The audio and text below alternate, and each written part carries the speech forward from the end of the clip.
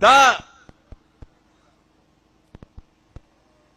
زمون په دې قوم باندې کار د هر طرف نه شوی دی، په نصاب باندې شوی دی. ظاهره خبره ده دلته نصاب په هغه وخت کې د امریکې یو ضرورت و، هغې غوښتل چې دلته یو داسې مایند سیټ، یو داسې جنوني ذهنیت په دې خاوره کې راشي چې دې ته د خپل مقصد مطابق بیا په راتلونکي وختونو کې کار اخلي. او بیا تاسو ولیدل چې کم جنگ دوی د روس خلاف شروع کړی و، هغه لا اوسه پوره ودرېدلی نه دی. هغه رنګ بدلی خو اوسه پوره هغه ودرېدلی نه دی او د هغه کار پکې ډېر ټیک ټاک روان دی.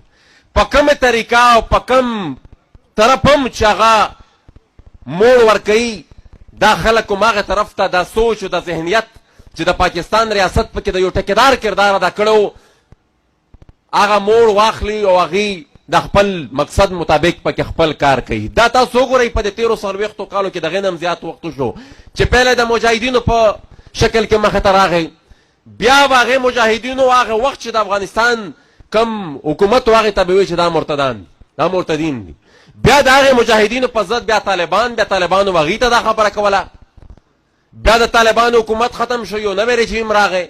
بیا هغې نه پس اوس موجوده وخت کې د داعش په نوم یوه نوې نظریه اوس میدان ته راوتې ده او هغې ښه په خبر وخت ښه په غټه پیمانه د هغې لټرچر چې کوم دی هغه په پېښور کې او ځای په ځای، ځکه چې مونږ ته په لاس راشي خوا او شا کې پروت دي.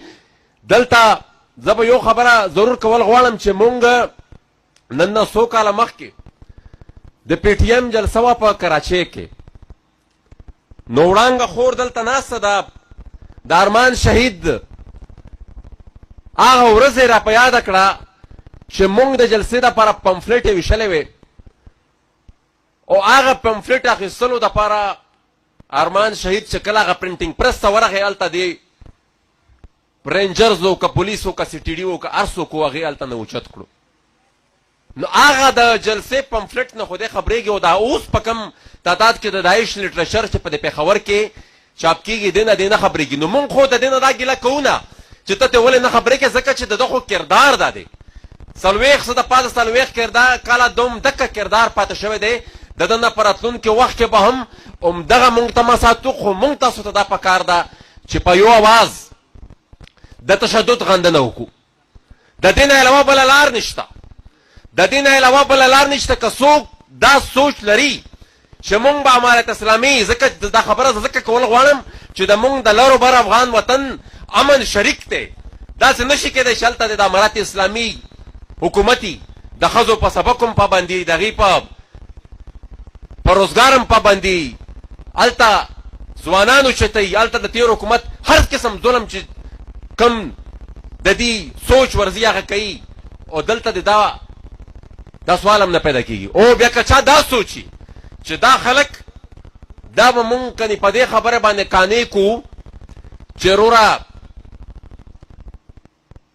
تاسو د خپله نظریه بدله کړئ. دوی چې نظریه بدلوي نو په دې تېر شوي وخت کې چې د مجاهدینو سره کم عمل شوی همدغه کار به د دې سره هم کېږي. دلته دا پراکسي زمونږ په دې معاشره کې زمونږ په دې خطه کې خلکو ته دونه په اسانه دونه ډېر میلاویږي چې د دې پراکسیز اړو څه حساب نشته. کله به د طالب په نوم میلاویږي، کله به د داعش په نوم میلاویږي. نو د دې مخنیوي واحده لار دا ده چې پښتون او افغان په حیثیت قوم د تشدد غندنه وکړي او دا خبره وکړي. هغه افراسیاب پټک صاحب همیشه کوي او مونږ ته دا یو خبره بیخي د خپل سوچ فکر د خپله عقیدې حصه جوړه کړې ده چې افغانان باید دا فیصله وکړي چې د راتلونکي 500 کاله به مونږ جنګ نه کوو. پس هغې نه زه خپل د بقا لاره منتې شمه چې زه د خپلې خاورې دپاره د لرو بر افغان وطن دپاره چېرته ښه ورځ پیدا کړم. نو تشدد